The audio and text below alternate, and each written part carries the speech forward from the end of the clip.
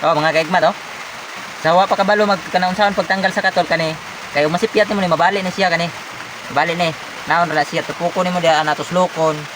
Na tuslokon, tas tuslokon plus pikas, tas dirahon dia ana skilid na.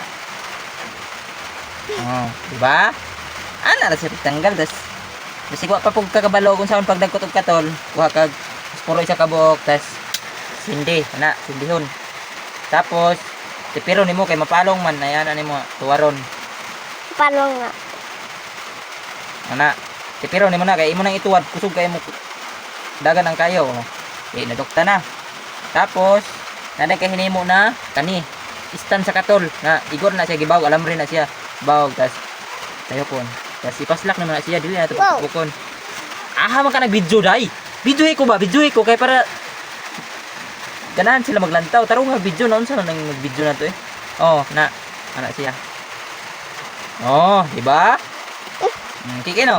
Ay na sige six musa ba ikaw mag-video ka sa ako. Ayaw sige lantaw di sa ako. Di ka sa camera maglantaw.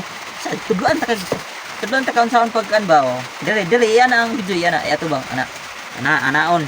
Oh, ayaw lantaw sa ako. Atras to gamay atras. Atras. Ano to gamay? Di ang video dire sa ako ato bang gamay ana. Yan dire ana. Tapos ang kamera dire ibutang sa katol.